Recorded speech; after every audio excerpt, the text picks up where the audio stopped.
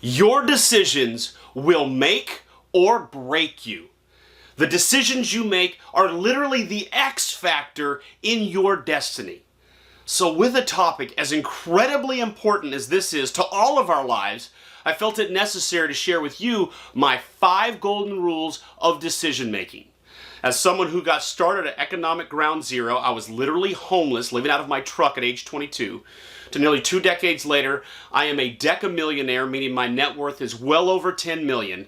I have made a whole lot of good financial decisions over that span of time. Look, anybody can get lucky once or twice, but over the long haul, it's about good and wise decisions made quickly and consistently. And so these 5 golden rules I'm going to share with you, when you apply them, you too will become a great decision maker. Rule number 1, no decision is a decision, only it's the worst decision. No decision means that you are avoiding, you're shirking, you're being negligent, and you're being irresponsible because you're not making a decision. As you'll learn through the other rules, you've got to be a decision maker. And that means rule number 1, that not deciding at all is the worst decision. Yes or no. Rule number 2 is that decision making is like a muscle. It's got to be developed and then maintained. If you work out at all, you go to the gym, you discover that over time, the more you do, the stronger you get, and the less you do, the more atrophy occurs. You use it or you lose it. It's the same with decision making. You've got to make it a practice that you're constantly making decisions. You're following rule number 1. No decision's the worst decision, so you're going to say yes or no. But you're going to commit to practicing and developing your ability to make decisions. So this is a challenge for me as a real estate mentor when I'm teaching people how to be successful in real estate, because some of these individuals have never been in a role where they've had to make any decisions. Maybe they're in a situation where their spouse has always made all the financial decisions. Or maybe they've been an employee for a company and they've never had to make any major decisions, right? They might have to decide which way to turn the wrench, but they're not deciding on something that could impact several other employees or impact the entire company. So what happens is, if you haven't developed this muscle, it's difficult at first, but you'll get better and better and better. We're going to talk about exactly how you develop that muscle in a moment, but the key is that you understand it is a muscle and it has to be developed and it has to be maintained. So you want to jump towards the opportunity to be a decision maker.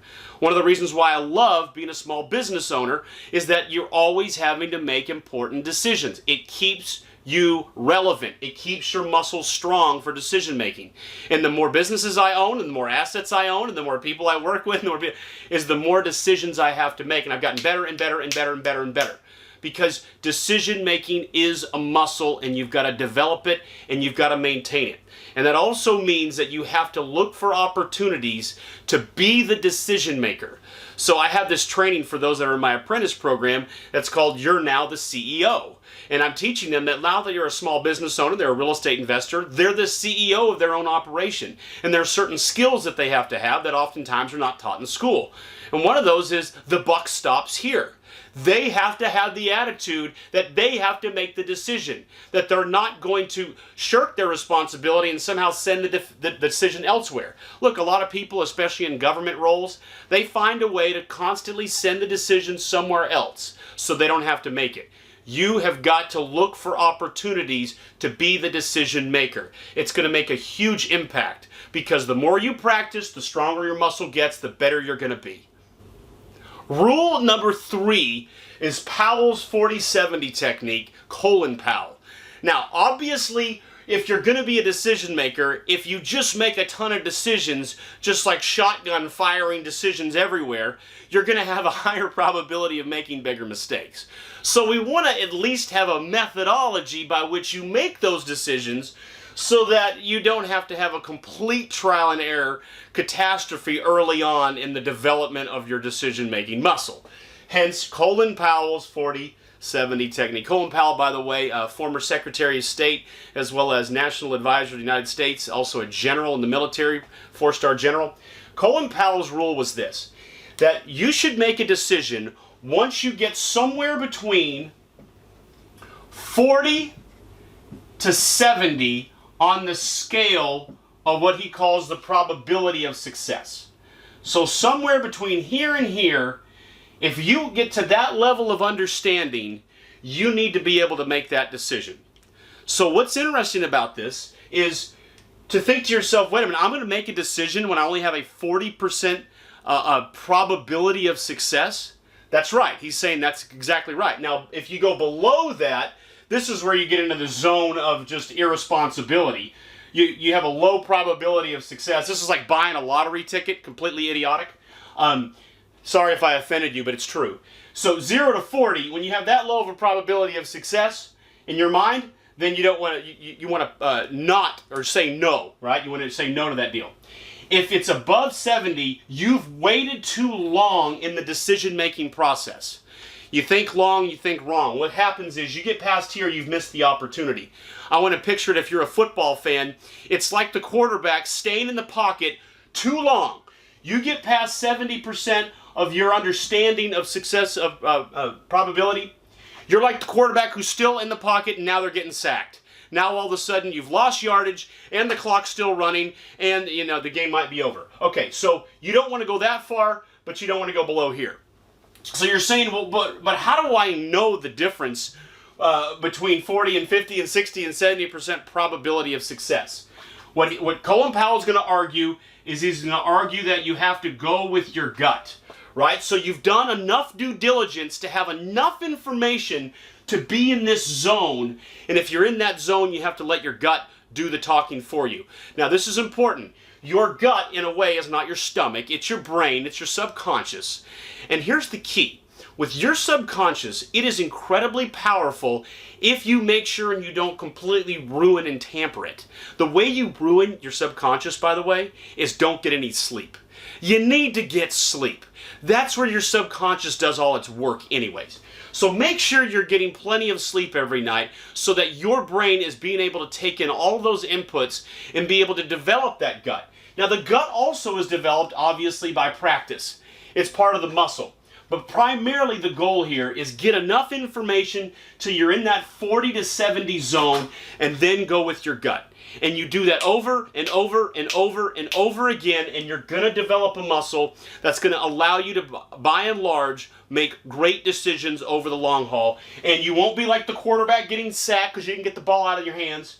And you're not being completely reckless and making decisions that have a low probability of success like buying a lottery ticket. Rule number 4 is write down why you made the decisions you did, especially the major ones, either one direction or the other. That'll help you eliminate the problem of not being able to learn from your decisions. I know what you're saying, well, Phil, I'm going to remember everything on every decision I made. No, it's not true. You've heard the old saying, a short pencil is far more powerful than a long memory. In fact, I'm such a huge believer in the power of writing down, getting out of your head information and putting it in an external system you can access. I have a great training on that subject. I think it can revolutionize your productivity. But on this particular subject, at the very least, write down the reasons why you made those major decisions. And maybe it's 2 years later, it's 4 years later, it's 6 years later, you go back and you can read and you can learn more. It develops your muscle better. It's almost like, to use this analogy of muscle, it's almost like adding supplements and to what you're already doing in your current nutrition program. It's just going to give you that much more power. So write down why you made those major decisions so you can refer back and learn from it. Rule number 5 is make decisions quickly, but change them slowly. If you study any high-capacity people, you're going to see this trait is so common amongst them. They decide quickly, but when they want to change their mind, it's a slow process, if ever.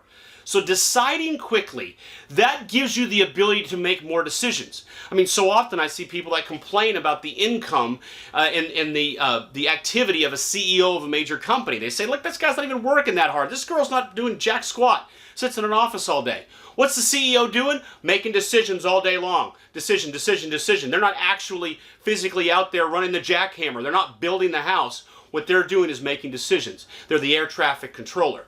So their ability to make more money is how quickly they can make great decisions.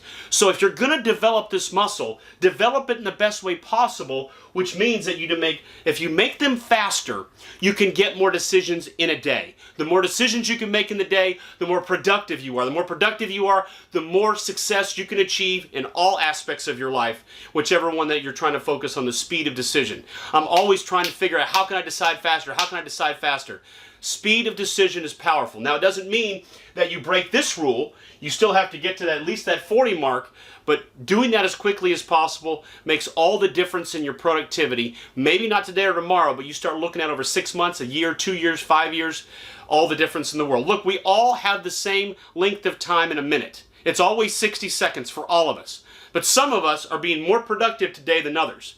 And that's partly due to the speed at which we can make decisions. And you're going to get faster at this as you get more and more experienced in decision making. Now, it also means to change it slowly. You got to be very careful about making changes, because remember, that means you're going against the gut. Your gut was put in place to make that decision in many respects, and you've got to trust it.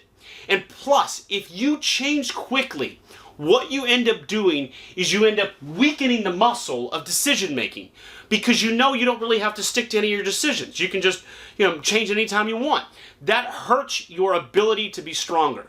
So I guess again, going back to the muscle analogy, it's going to be something like always doing, let's say you're doing curls, always doing it with a weight that is really light, right? You're never really developing the muscle because you're not getting it heavier and heavier and heavier. You've got to avoid the temptation to change these decisions quickly, because you need to see them through. Not only because you know the reason why you did it, but because you're trusting your gut. And what that ends up doing is that ends up strengthening that decision-making muscle. I hope you enjoy these 5 golden rules of decision making. I get excited sharing this stuff because I know how impactful it can be in your life. I hope you apply it quickly. If you want to learn more about how we invest in real estate, if you don't already have it, make sure you download a free copy of my book, How to Be a Real Estate Investor. I give away on these videos. And if you haven't watched a lot of my other videos, please dive into those. This is the kind of stuff I share. Real world wisdom that can have a huge impact on your financial life and on everything else you do. And if you want to learn how to be a market-leading, first-class, money-making machine of a real estate investor, consider my apprentice program, where my team and I, we guide people and we turn them into the best real estate investors in their respective areas. And also, if you haven't already clicked on it, make sure you watch that video on how to be more productive by getting things out of your head. I'm Phil Pustiowski with Freedom Mentor. I'll see you on the next video.